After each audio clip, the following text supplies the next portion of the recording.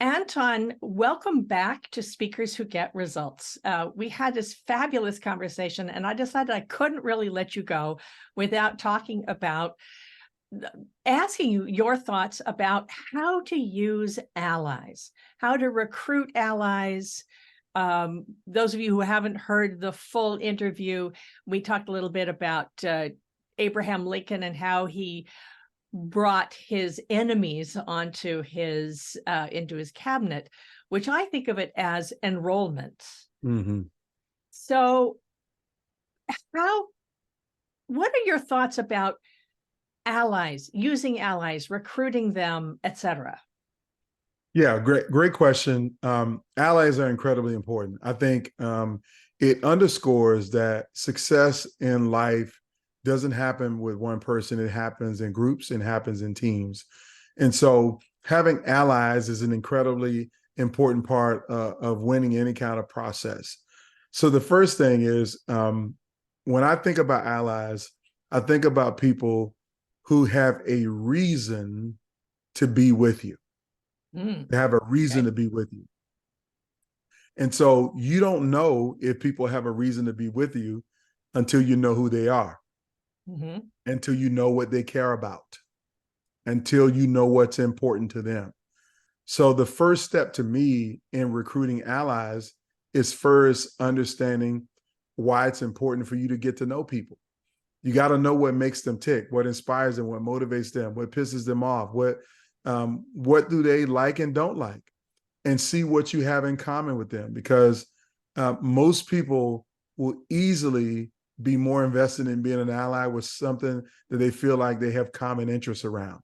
So that common interest could be work related, or it could just be the fact that we both are the oldest of 4 kids, or we grew up in the same kind of communities, or we both went to Catholic school, or maybe went to the same undergraduate school, or we have a passion for music.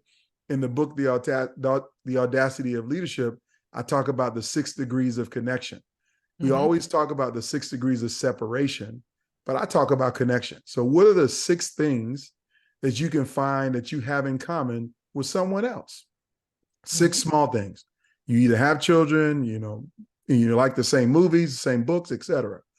Because when you build that common bond around 6 different things that may have nothing to do at work, then you're more likely to stay connected to that person no matter what adversity you face, because they know you and like you, because this person connects with me and I connect with them. So that's the first step of getting an ally, is finding out what people care about, what's important to them, and how much you have in common. The second thing is, once you get to know them, you then have to educate them. And when I mean educate them, so many of us are raised with biases, and some of us develop more and more biases over our lifetimes. Sometimes they're unconscious and other times they're conscious. And so a big part of developing allies is to educate them or empower them with information about your experience, about what you're struggling with, the challenges that you're having. And educating them doesn't mean, hey, I need to sit down and give you a lecture on what it's like to be Black in America, or what it's like to be a woman in America. No, it's not that kind of education, but it's asking questions. Hey, what would you do if you were in the situation that I'm in? Why do you ask it that way? Because they may say, you know what? I've never been in that situation, or I've never thought about that. That really is a situation. And so they may not have any perspective like that. And so asking them a question and allowing them to answer that they may not be able to answer is going to give you the opportunity to share more about how often you're experiencing it or how you've been in that situation. So build that connection with them, and then secondarily educate them. And the third thing is recognizing that all allies are not going to show up every single time that you need them. And I have this quote that I say, everybody that is with you is not for you, and everybody that is for you may not always be with you. And that is the recognition, is that some people are the people who will come and talk to you after the meeting. You're in a meeting, something gets said, and you have the audacity to say, I think we're doing this all wrong. And the entire table looks at you like you're crazy. and make you feel like you're crazy because you said this thing. And then you adjourn the meeting and you're feeling down and dejected. And then someone comes up to you, well, you know, Elizabeth, I really did agree with you in the meeting. And you're thinking, well, why didn't you say anything? You left me hanging. That's not being a good ally. You have to educate them about what a good ally is. Don't leave me out there thinking like I'm crazy. But some people, no matter how much you educate them, they're never going to be with you when times get tough. But then other allies will be with you. And so you have to calibrate your mental expectations, is that sometimes you're not going to have every ally. So don't rely on one person. You got to build a cohort of allies that could be influential and effective at different times for different reasons. And so, you know, that's a short framework around allies. But I will tell you this, I've been doing some national research, and one of the reasons why employees disengage, why they literally intend to leave their jobs and go work somewhere else or start to have these counterproductive workplace behaviors, is because people who they thought were allies stand by and watch them experience unfairness or injustice every day and never step up for them. And I tell you, I said, those are not allies. Those are bystanders who will watch bad things happen and think, I'm glad it didn't happen to me. And that's the fastest way to encourage people to leave your organization, is to be a bystander. I have a friend, Omi Kongo Dibinga, who's a great speaker and author, who says, we don't need bystanders, we need upstanders. I need you to stand up for me. And that's my breakdown of allies. Now, I often think that if you're not being listened to, first of all, I mean, the easiest thing, if you're being talked over in a meeting, or dismissed, taken for granted, have somebody who will reinforce your voice and who will echo what you just said and said, you know, thanks for saying that. That's what Anton just said. So Anton, please tell us more, which is a pretty safe way to be an ally, but you might have to you have to teach your ally. That's correct. What to say. You got to educate them and teach them. Also for asking for a referral. I've learned it first in the coaching business as a third party endorsement. You know, if you have somebody else say how awesome you are, you know, or if they're not listening to you, who do they listen to? And then get them to say how often. But then you have to educate them on what to say.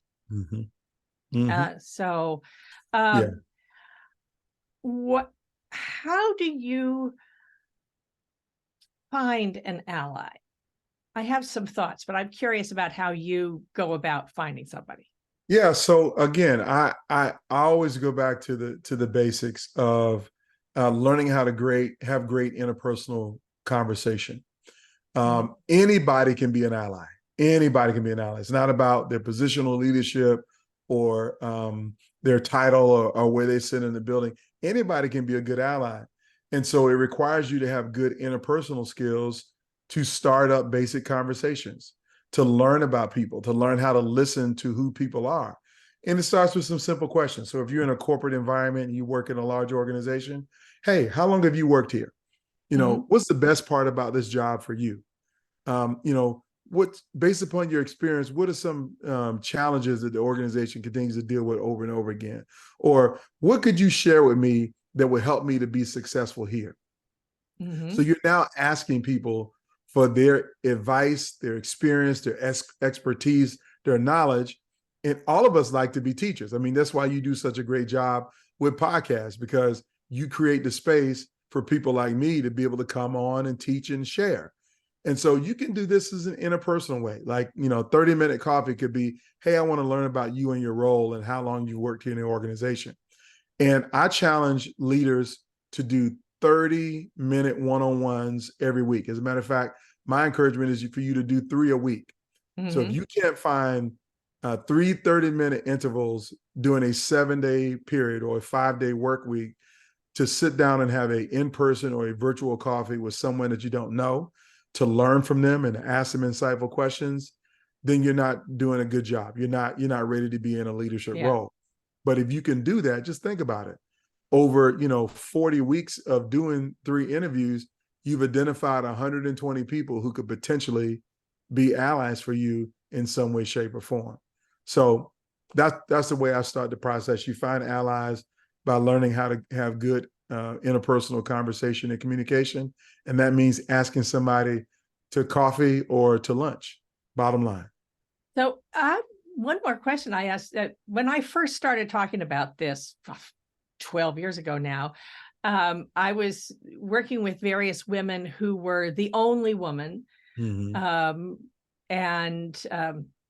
And then sometimes the strategy that worked would be find the gay men who were also being looked down on and be allies for each other.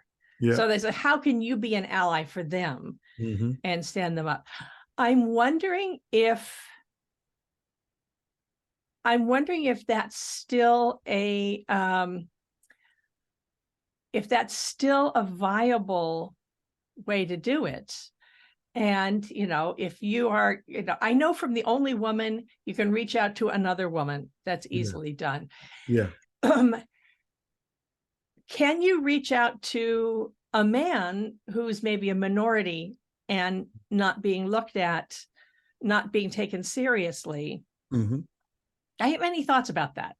Yeah. So, so I'm very intentional about talking about this subject. And I think it's, one that we really do need to unpack in multiple ways. But I think the most important thing, if you are, you fit any kind of dimension of diversity, whether it be visible diversity or non-visible diversity, it's important that people connect with each other and support each other. And so reaching out to a person of color, a person who's of a different gender identity or sexual orientation is also important to connect with. People who are able differently, people who have a visible disability or otherwise. I think it's always important for us to connect with each other. But I can tell you, I've talked to enough African American executives, both women and men, who feel like if there's a white woman in leadership, they have not been a good ally. And that's why they've struggled. And so I really do feel it's important and intentional that if you do feel like you've always been the first or the only, if you've ever had the first of anything in your title or the only of anything in your title, it's incumbent upon you to be a good ally to others who might be in that same boat. So, I've worked with a large healthcare client who was all males, male physician leaders. And they had one woman who was the chief nursing officer, and they had another woman who was the chief diversity officer. They were the only two people that fit any definition of diversity in the C-suite, and they didn't have a relationship. And I thought it was just horrible that the two of them were both dealing with different challenges, but massive challenges in the organization, and they didn't rely on each other. They didn't have any kind of communication. And of course, they ultimately both ended up leaving that organization. But I said the biggest problem is that we all know that there's safety in numbers. Yeah. And so if there's someone who is also fitting some dimension of diversity, it's incumbent upon you to be an ally for them and for them to be an ally to you. That's what we need in the workplace.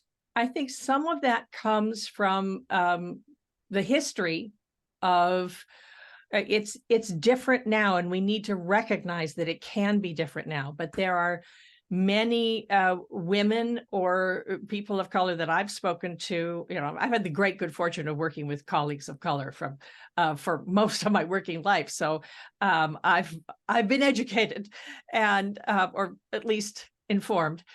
But for a long time, if you were the only and maybe only going to be the only, you couldn't let somebody else in because there was only so much room. And if you lost your position, there would never be another woman in there. There would never be a person of color in there ever. And that is now changing, but it's fairly recent. Yeah. And that I will tell you that scarcity mindset is one that has always existed. Like, I've gotten this opportunity, and if I don't deliver it perfectly, nobody else may ever get this opportunity ever again. And I feel like I've always operated from an abundance mindset, is that, again, if you're following the audacity of leadership model and developing your successor in real time, I tell leaders like this: if you're in a position and you cannot name 3 people who can do your job just as well as you can or better than you, if you were to leave, then you're failing in your role. Mm-hmm. And so the moment you get that position, you should be developing and creating a space for those senior leaders to see, hey, there is someone else that looks like me, that fits a dimension of diversity, who could be just as good or even more effective than I do. And so it's been some of the challenges that I've faced in my career, is that, the first African-American to do X, Y, and Z thinks that they have to hoard all of the power and that they're only going to be the person that do it. And they don't spend time developing the next generation of leaders. And so I tell people, we all have to be about the business of developing a legacy, developing a succession plan, and training and developing our successors from day one that we get in a leadership role. That's a great note to end from. I know I've got to let you go. I've kept you later than I should, but thank you so much for joining me. And this has been Speakers Who Get Results.